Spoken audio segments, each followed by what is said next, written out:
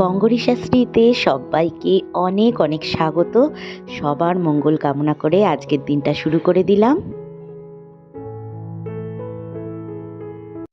সকালবেলা এক কাপ চায়ের সাথে দিনটা শুরু করে দিলাম। আজকে রয়েছে অনেক কাজ আর অনেক কিছু তোমাকে দেখানোর রয়েছে। শুরুতেই দেখো সকালবেলায় যেমন চাল্লিটা করে, হ্যাঁ, তো ও তো এইরকম দুষ্টুমি করবেই সকালবেলায়, শুধু জানলায় উঠতে চায়। উঠতে হবে না।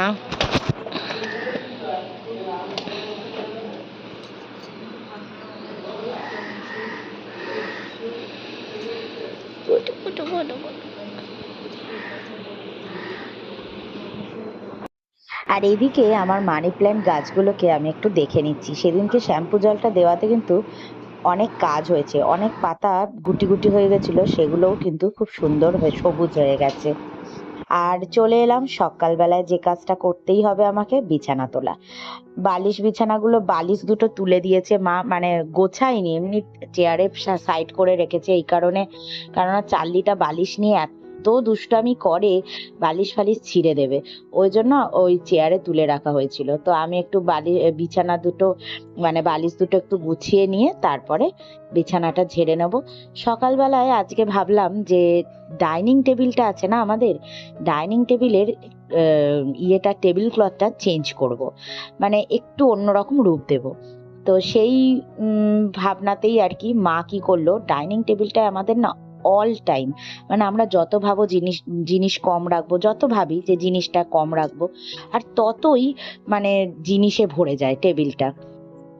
তাই জন্য মা কি করছে, পুরো টেবিলটার, মানে যেটা পুরোনো টেবিল ক্লথ ছিল, মা বললো পুরোনো টেবিল ক্লথটা ফেলবো না, এর ওপর দিয়ে নতুনটা পাত, একটু ওটা সার্ফ দিয়ে একটু পরিষ্কার করে তারপর নতুনটা পাতা হবে।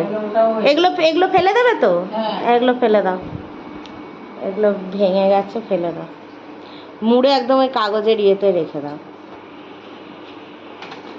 আমাদের এখন এই টেবিল ক্লথটা পুরো চেঞ্জ করা হবে, নতুন টেবিল ক্লথ পাতা হবে।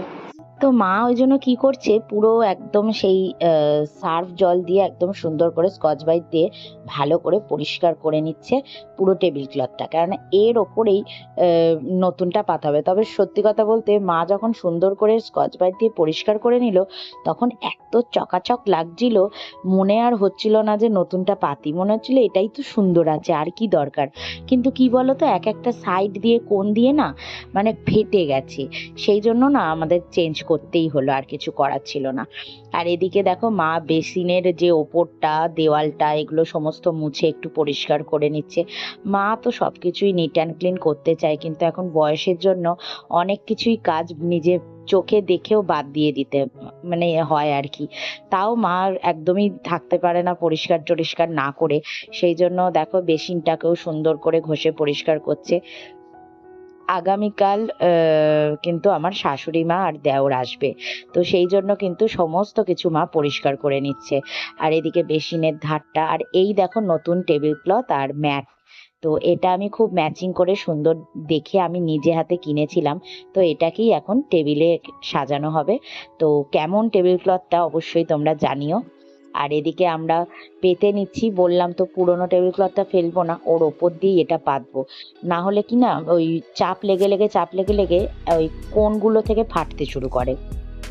আর পুরোনোটার ওপর থাকলে অতটা প্রেশার ডাইরেক্ট যায় না, মানে ওপর দিয়ে যায়। তো দেখো কি সুন্দর লাগছে, সত্যি এত সুন্দর লাগছে, পাতার পর পুরো লুকসটাই চেঞ্জ হয়ে গেল। আর ম্যাটগুলো এতটা সুন্দরভাবে ম্যাচিং হয়ে যাবে আমি কিন্তু নিজেও ভাবতে পারিনি। যখন কিনেছিলাম মনে মনে একটা ইমাজিনেশন নিয়ে কিনেছিলাম, কিন্তু যখন এখন পাচ্ছি তখন আমি নিজেই মানে নিজের চোখে বিশ্বাস করতে পারছি না যে সত্যি আমি এত সুন্দর ম্যাচিং করতে পেরেছি। হ্যাঁ, আর সত্যি খুবই ভালো লাগছে। এই দেখো বন্ধুরা, কি সুন্দর দেখো টেবিল ক্লথটা পাতলাম, এই যে পুরো ম্যাট আর টেবিল ক্লথ, এটা আমি সেট কিনেছিলাম, এটা কিন্তু আমি মিশো থেকে কিনেছি। আর মানে খুবই সুন্দর এই টেবিল ক্লথটা আমি পেয়েছি। আর ইভেন ম্যাটটা পুরো ম্যাচিং ম্যাট, মানে আমি অ্যাকচুয়ালি চয়েস করেছি, ম্যাটটাও আমি খুঁজেছি, টেবিল ক্লথটার সাথে যাতে ম্যাচিং হয় আর কি, ওরম খুঁজে মিশো থেকে আমি এটা কিনেছি। আর খুব সস্তা, খুব সুন্দর দুটো জিনিসই। আমি তোমাদের লিঙ্কও দিতে পারবো না, কারণ মিশোর লিঙ্ক আমার এই চ্যানেলের মাধ্যমে নেই। ফ্লিপকার্ট, নাইকা ওগুলো সব রয়েছে, মিন্ত্রা ফিন্ত্রা সব রয়েছে, কিন্তু ফ্লিপকার্টে এইগুলোর দাম আমি কিন্তু একটু বেশিই দেখলাম।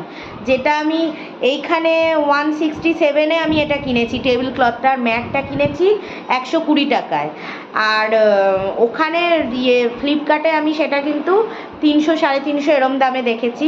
আর ম্যাটগুলোর দামও ওরকম 180 150 এরকম। তো তোমরা ফ্লিপকার্ট থেকেও নিতে পারো, আর মিশোতে তো অনেকটাই সস্তায় পাওয়া গেছে, যার জন্য আমি একটা নিয়েছি। আর একটা সেটও কেনার ইচ্ছা আছে, নেক্সট মান্থে কিনবো। মানে এরকম ধরনেরই অন্য ডিজাইনের আর কি, টেবিল ক্লথ আর ম্যাট একটা সেট কিনে নেবো।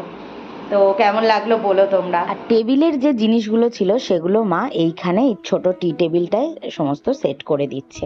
আর আমি টেবিলটার মধ্যে সাজাচ্ছি হচ্ছে একটা ফলের ঝুড়ি দিলাম, একটা বোতল দিলাম, আর বিট লবণটা। বললাম ব্যাস এইটুকুই থাকবে, আর কিছুর কিন্তু রাখা হবে না টেবিলের মধ্যে। বলছি ঠিকই, কিন্তু দেখবো আবার ঠিক টুকটাক রাখা হবে। আর এই দিকটা টি টেবিলটা এরকম ভাবে সাজিয়ে নিয়েছি। তো ফাইনালি কিন্তু ভালোই লাগছে, বলো তো। আমাদের পুচকি সোনা এখন ঘুমোচ্ছে।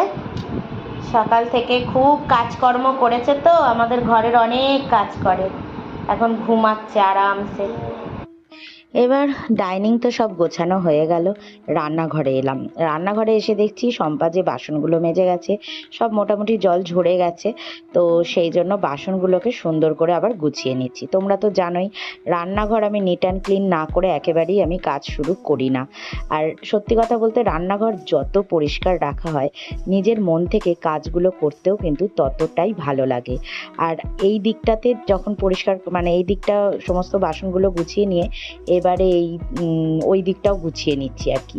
আর ফাইনালি দেখো এই একটা নিরামিষ তরকারি মা কেটে দিয়েছে, সবজিগুলো আর গাটি কচুও কেটেছে, এদিকে পটল কাটছে, সমস্ত সবজি টবজি কাটা চলছে আর কি। আজকে থেকেই মাকে দিয়ে তরকারিটা কাটিয়ে রাখছি, কালকে বেরোবো একটা জায়গায়, তোমাদের বলবো সবই। তো এই যাবো বলে ওই জন্য সাড়ে 10:30টায় বেরিয়ে যাব ঘর থেকে। তো সেই জন্য আমি মাকে বললাম যে তরকারিটা কেটে একবারে রেখে দাও, ধুয়ে রেখে দেবো ফ্রিজে, কালকে ঝপাঝপ শুধু রান্না হবে। তো সেই জন্য আর কাটার ঝামেলা থাকবে না। আর আজকে যেটা হচ্ছে সেটা হচ্ছে একটা পাঁচমিশালি তরকারি হবে। এখন আমরা একটু গরম পড়ছে তো, আর আমরা না একটু পাঁচমিশালি তরকারিটা খুব পছন্দ করছি। আর সিরিয়াসলি খুব ভালোও লাগছে। এক গাদা বিশাল বড় নয়, ছোট্ট করে বানাচ্ছি তরকারিটা। ছোট্ট একটা নিরামিষ তরকারি হচ্ছে, সাথে যা হবার হবে। তো সেই জন্য আর কি এই তরকারিটা, আমরা এই ধরনের তরকারিগুলো আমরা খুব খেতে এখন পছন্দ করছি। সাথে ডাল থাকলে তো আর কথাই নেই, কিন্তু আজকে ডাল করব না, আজকে তরকারি আর গাটি কচু দিয়ে মাংসের ঝোল হবে। চান করে চলে এলাম বন্ধুরা। এই কিছুটা একটু এগিয়ে দিয়ে ভাতটা হয়ে গেছে, আর চার্লির চিকেনটাও বসিয়ে দিয়ে আমি চানে গেছি। এখন হচ্ছে গোপালের পুজোটা দিয়ে নেব। আর আমার সকাল থেকে না এই চোখটার এই দিকটা দেখো, তোমরা দেখতে পাচ্ছ, চোখের এদিকটা পুরো লাল হয়ে গেছে। কালকে যে অত ওই ধুলো টুলো ঝেড়েছিলাম না, এবার সেটা রাত্রিবেলা শোয়ার পর এফেক্টটা হয়েছে আর কি।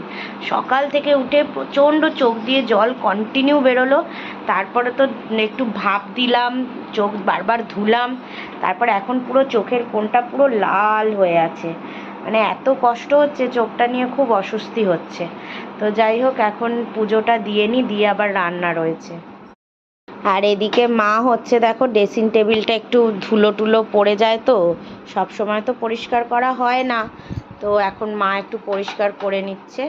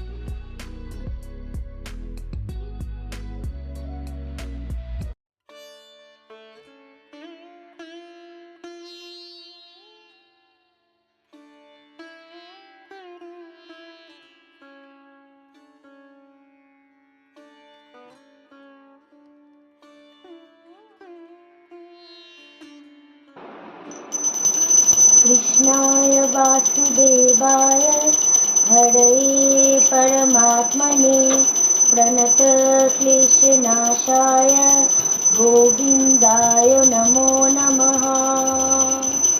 कृष्णाय वासुदेवाय हरये परमात्मने प्रणतक्लेशनाशाय गोविन्दाय नमो नमः।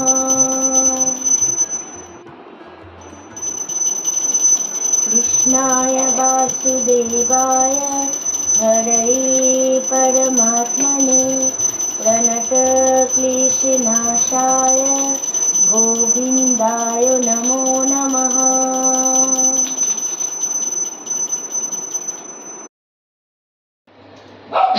পুজো দিলাম, পুজো দিয়ে ও আমার ছায়া দেখতে পেয়েছে। তো এবার হচ্ছে পুজো তো দেওয়া হয়ে গেল, এবার রান্নাটা শুরু করলাম। অলরেডি বেজে গেছে 12:30। তো রান্না করতে করতেই তো 2টো বেজে যাবে। দুপদ হলে কি হবে, রান্না হতেও তো সময় লাগে। যাকে তরকারিটা ধুয়ে নিই।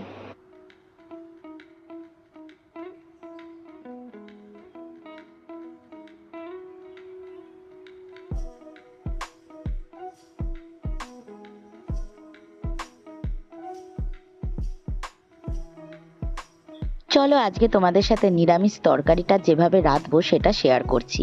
তো একটু গোটা জিরে আর রাঁধুনি ফোড়ন দিলাম তেজপাতা আর শুকনো লঙ্কা। এই ফোড়নগুলো ভালো করে ভাজার পরে কিন্তু একদম ধুয়ে রাখা সবজিগুলো দিচ্ছি। যদিও তরকারিটা কিন্তু করলা দিয়ে হচ্ছে, তো একটু তিতো ভাব তো থাকবেই। করলার এই রকম সবজি তোমরা যদি একবার বানিয়ে খাও, সত্যি বলছি মারাত্মক ভালো লাগবে। যখন খুব গরমটা পড়বে না, আম দিয়ে টকের ডাল আর এইরকম একটা করলার তরকারি করে নেবে, দেখবে এক ভাতে খাওয়া হয়ে যাবে, মানে এক পাতে খাওয়া হয়ে যাবে যেটা বলে আর কি। তো এইভাবে পুরো মশলাটা হলুদ নুন ধনে জিরে গুঁড়ো দিয়ে সুন্দর করে কষিয়ে নিয়েছি। আর এদিকে দেখো মা উঠেছে ছাদে, গাছে বেশ কিছু ফুল ফুটেছিল, তাই মাকে বললাম তুমি ফুলগুলো তুলে ওপরের পুজোটা দিয়ে নাও। গোপাল সেবা তো আমার দেওয়া হয়েই গেছে। আর সত্যি কথা বলতে নিজের বাড়ির ছাদের নিজের গাছের ফুল দিয়ে পুজো দেওয়ার কিন্তু আনন্দটাই আলাদা। তো একে একে মা ফুলগুলোও তুলে নিচ্ছে, আর এক হাত ভর্তি ফুল হয়ে গেছে এই দেখো। আর এদিকে আমার রান্নাটাও প্রায় হয়ে এসছে। দেখো এটা আমি করছি হচ্ছে গাটি কচু দিয়ে চিকেন, গাটি কচু দিয়ে চিকেনের ঝোল। মাকে দিয়ে দিলাম খেতে। তিতোর তরকারিটা মা বলছে ভালো হয়েছে, একটু তিতো লাগছে। তিতোর তরকারিতে তো তিতোই লাগবে। আর গাটি কচুর ঝোল তো রয়েছেই, মাংস দিয়ে গাটি কচুর ঝোল। দেখো খেয়ে কেমন লাগে। তুমি তো খেতেই চাইছিলে না, সকাল থেকে বায়না করছে যে গাটি কচু দিয়ে কেউ মাংস খায়। আমার কি জানি বাবা, তুই উদ্ভট উদ্ভট খাওয়াস, এই সব বলে যাচ্ছে। চলো আমি এবার খেতে বসে যাই। শুভ সন্ধ্যা বন্ধুরা। সন্ধ্যেবেলায় পড়ানো টড়ানো হয়ে গেছে, এখন ঘড়িতে 6:30 বাজে। তো আমাদের তো হচ্ছে আজকে মাকে নিয়ে হার্টের ডাক্তারের কাছে যাওয়ার কথা, ক্ষুদিরাম হসপিটালে। কেননা ওইখানে যে ডাক্তার মায়ের পেসমেকার বসিয়েছে, তো সেই ডাক্তারের থেকে পারমিশন নিতে হবে যে ওই হার্টের ওষুধটা 7 দিন বন্ধ রাখা যাবে কিনা। যদি বন্ধ রাখা যায় তবেই দাঁতটা তোলা যাবে। মানে এইরকম একটা ফাঁপড়ে পড়ে গেছি আমরা।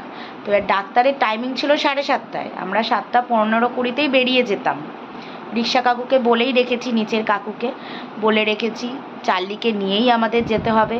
চার্লিটা তো আমাদের একা থাকতে পারে না, না হলে 2-3 ঘন্টার জন্য রেখে যাওয়াই যায় ঘরে। অনেককেই দেখি যে এরকম রেখে যাচ্ছে, কিন্তু আমাদের চার্লিকে রেখে যাওয়া যায় না। ও একা মোটে থাকতে পারে না, কোনো দিন থেকে আসেনি তো। ছোটোবেলা থেকে যদি অভ্যাস থাকতো তাহলে একটু হতো। এখন একদম মানে ও কেঁদে কেঁদে বমি টমি করে অজ্ঞান হয়ে যাবে, এতই কাঁদে। তো যাই হোক, তো আমরা সবাই মিলেই যাব। তো এবার ফোন করলো হসপিটাল থেকে যে ডাক্তার দেরি করে আসবেন, 8:30টার পর আসতে বলেছে। তো ভাবলাম 8:30টার পরই যখন আসতে বলেছে তাহলে আমরা রাতের ডিনারটা সেরে নিই। চার্লিকে আমরা মোটা করে দেখো স্যারেলাক খাইয়ে দিয়েছি, ও এবার ঘুমাচ্ছে। ও ও এবার ঠ্যাং তুলে ঘুমাচ্ছে। ওকে স্যারেলাক এই কারণে খাইয়েছি, ওর চিকেন ভাত রয়েছে, কিন্তু চিকেন ভাত খেয়ে না ও জার্নি করতে পারে না, বমি টমি হয়ে যায়। তো কিন্তু স্যারেলাকটা থাক মানে খেলে ঠিক থাকে, তো ওই জন্য ওটাই খাইয়েছি। এসে ওকে চিকেন ভাত খাওয়াবো। তো চলো আমরা খেয়ে নিই, রাতের ডিনারটা করে ফেলি। মাথায় ক্লিপ। মামা, হসপিটাল থেকে ঘুরে এসে কেমন লাগছে সোনা? ও বাবা, কেমন লাগছে তোমার? কি অবস্থা বাবা রে বাবা! উফ, ওকে নিয়ে যাওয়া মানে কি যে সমস্যা হয় আমাদের, মানে সত্যি আমরা তো কোনোদিন ভাবিনি যে এরকম সিচুয়েশনও হবে, যে চার্লিকে নিয়ে আমাদের এতটা প্রবলেম হবে। আসলে কিছুই না, যে ও একটু যদি থাকতো। এই আমরা গেছি কটায়, 8:30টায় বেরোলাম, ঢুকলাম 9:30টায়, এখন বাজে 10:45। তো 1 ঘন্টা ও ইজিলি ঘরেই থাকতে পারতো, পাখা টাকা ছেড়ে দিয়ে গেলে। অন্যান্য আমি অনেক ব্লগে দেখেছি যারা রেখে দিয়ে যায়, ঘুরে আসে, ওদের ডগি একদম সুন্দর থাকে, কিন্তু আমাদেরটা একদম থাকে না।